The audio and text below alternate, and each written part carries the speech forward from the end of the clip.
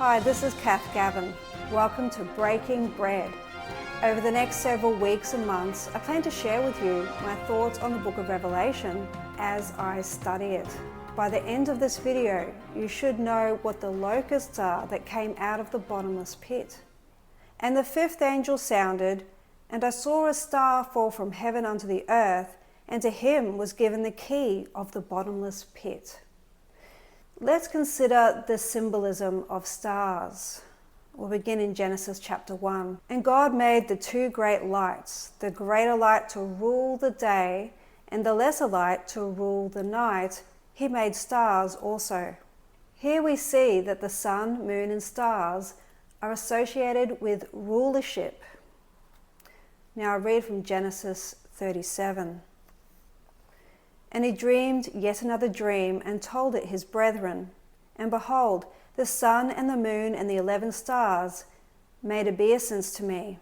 And he told it to his father and to his brethren, and his father rebuked him, and said unto him, What is this dream that thou hast dreamed? Shall I and my mother and thy brethren indeed come to bow down ourselves to thee to the earth? In Genesis 37, stars represent Jacob's sons. When we see stars being cast from heaven to earth, or stars being darkened, we're seeing the descendants of Jacob losing their position of rulership or being corrupted. In my last video, I spoke about the first and second trumpet and connected them to the Roman-Jewish war, specifically Vespasian's military campaign in 67 AD, when he filled the land and waters of Galilee with fire and blood, as detailed in the Wars of the Jews Book 3 by 1st century historian Josephus. In this video, I'm going to pick up from where I left off, but this time venture into the Wars of the Jews Book 4 that describes events occurring in 68 AD. In Book 4, we see how zealot leader John Geshala fled from Galilee to Jerusalem for safety. The high priest Ananus ben Ananus encouraged the people of the city to rise up against the zealots after they'd seized upon the sanctuary. The people attacked the zealots, which resulted in numerous deaths on both sides. The zealots fled into the inner court of the temple and shut the gate. Ananus ben Ananus set guards upon the gate so they could not escape. John Geshala befriended Ananus, then betrayed him by telling zealot leaders Eleazar ben Simon and Zacharias ben Phalek that Ananus had invited the Romans to attack Jerusalem. Eleazar and Zacharias then resolved to call upon the Idumeans for assistance. The Idumeans immediately responded to this call and camped outside the city walls, awaiting to be let in. The Idumeans were from Idumea, just below Judea. They were also called Edomites and were descended from Jacob's twin brother Esau. Upon realizing what had happened, another high priest, Jesus ben Gamaliel, standing upon a tower, gave a powerful speech to dissuade the Idumeans from getting involved. However, they would not listen.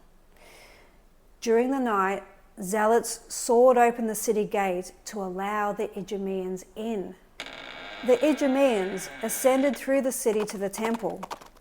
A great howling of the women was excited. The zealots also joined in the shouts raised by the Idumeans, and the storm itself rendered the cry more terrible.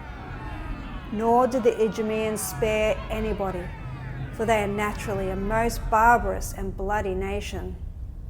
And now the outer temple was all of it overflowed with blood, and that day as it came on, they saw 8,500 dead bodies there.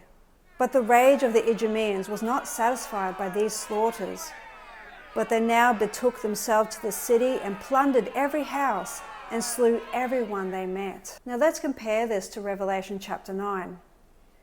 And the fifth angel sounded, and I saw a star fall from heaven unto the earth, and to him was given the key of the bottomless pit.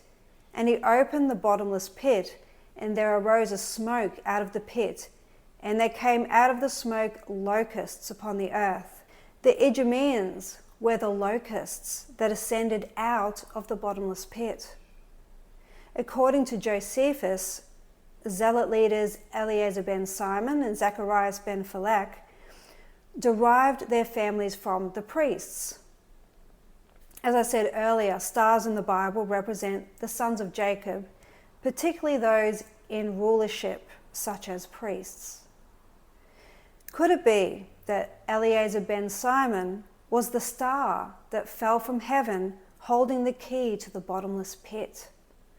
Could it be he opened the pit, allowing the Idumean locusts to ascend out of it? Please let me know in the comments section if this makes sense to you, or you think the star represents something or someone else.